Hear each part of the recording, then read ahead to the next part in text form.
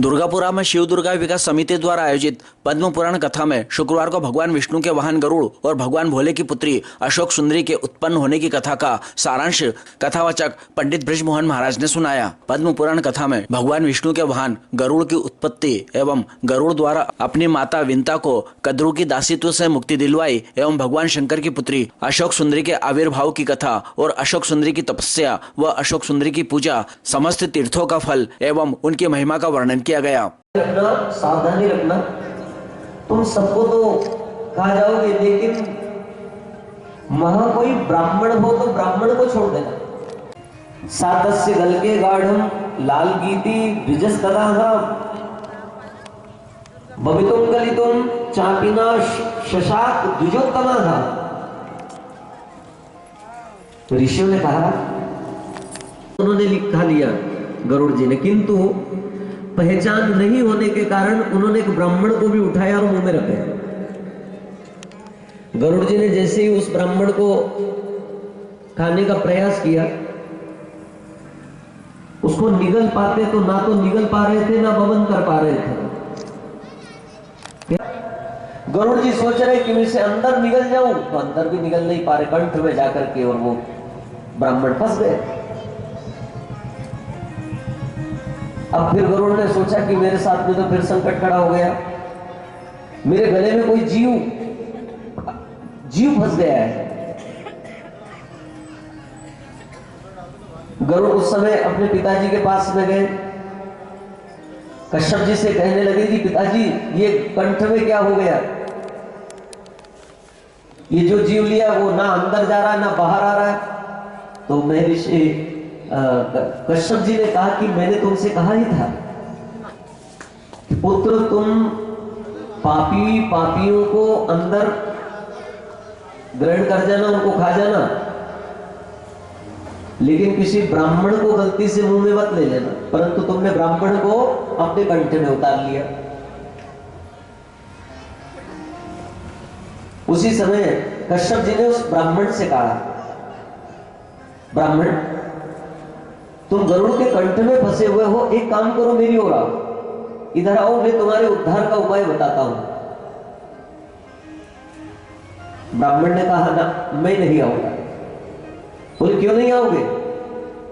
बोले नहीं मैं नहीं आऊंगा। क्यों? कश्यप जी कहते हैं, मयोक्तम ते पुरा वत्स ब्राह्मणो अयं न बुद्धिसे इत्युक्त्वा च मुनिर्धीमान् द्विजं प्राह साधार्मिका आगच्छतुम मम सन्नम हितं ते प्रवदाम्यहम्। बोले तुम आओ, मैं बराबर तुम्हारा हित करूंगा। ममैते सूरदो नित्यम सर्वे संबंधिना प्रिया। वो कहता मैं इसलिए नहीं आ सकता कि ये जितने लोगों को इस गरुड़ ने खाया है, इनमें से हम आपको बता दें, इनमें कोई मेरा ससुर है।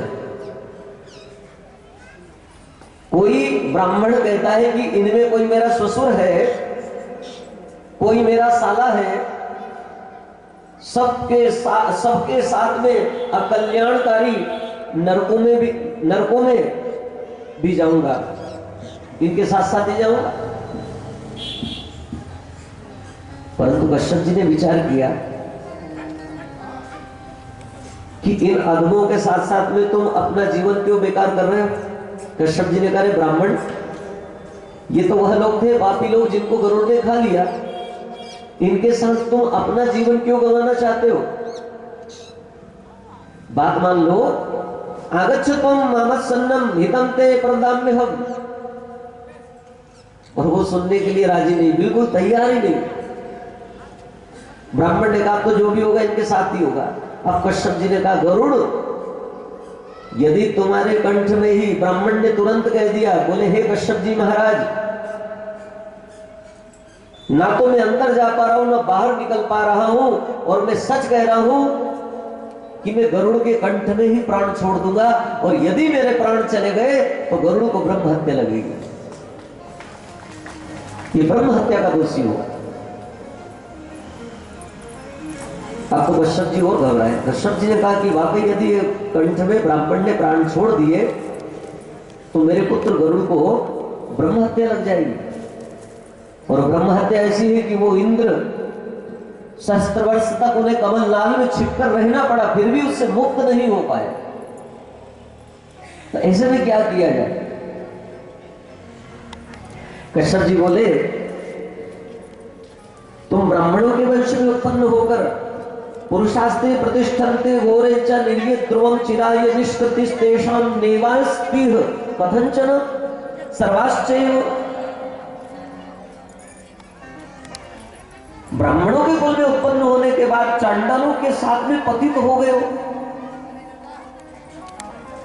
तुम्हारे पितरगण घोर नरक में हैं, उन लोगों के उद्धार का कोई भी साधन नहीं है। पाप करने वाले दुराचारी सदा कोई साधन नहीं है। इसके अलावा अज्ञान अथवा मोह के कारण यदि कोई भयंकर पाप करता है तो धर्माचरण करके वह परमा गति को प्राप्त कर लेता है। लेकिन पापी धर्माचरण नहीं करता, वह बार बार पाप ही करता है।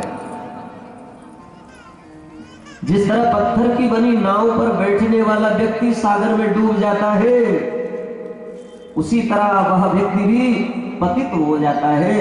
तो तुमने तो वो काम कर लिया कि पत्थर की बनी हुई नाव में जाकर के ब्राह्मण सवार हो गए, तो ये पापी तो डूबेंगे डूबेंगे, साथ साथ तुम्हें भी ले डूबेंगे। इस समय में इनका मोह क्यों रख के बैठे हो? ब्राह्मण ने कहा,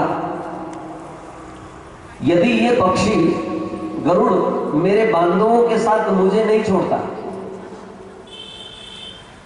तो मैं इस मर्माव घाती पक्षी को ही शरीर में ही अपने प्राण त्याग दूंगा।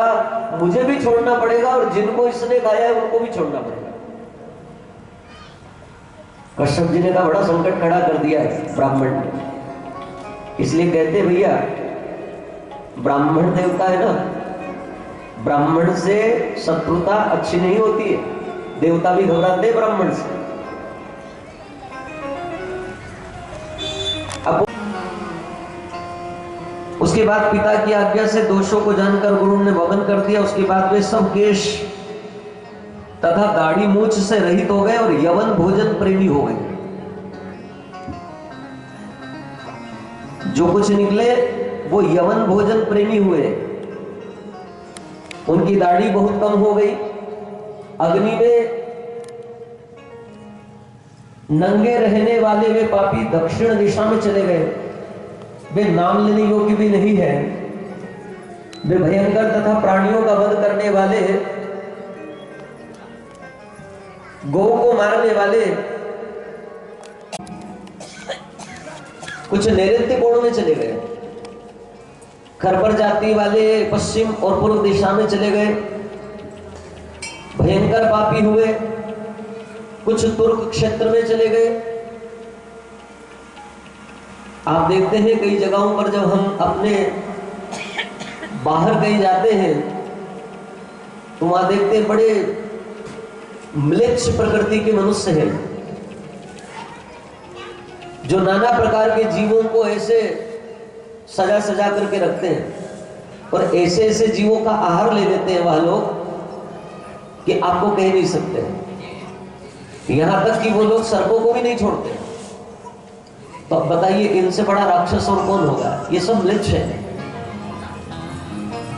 कहते हैं कि इस प्रकार के जो म्लेच्छ प्राणी होते हैं, म्लेच्छ लोग होते हैं, उनका तो दर्शन करना भी ठीक नहीं होता, उनको देखना भी ठीक नहीं होता है। उससे भी बुद्धि खराब होती है, बुद्धि में दूषण पैदा होता है।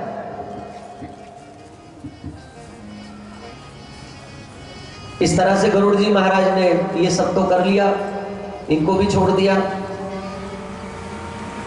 कुछ मुच्छ वाले और ये कुछ घोड़े की सवारी करते, युद्ध करने वाले बने।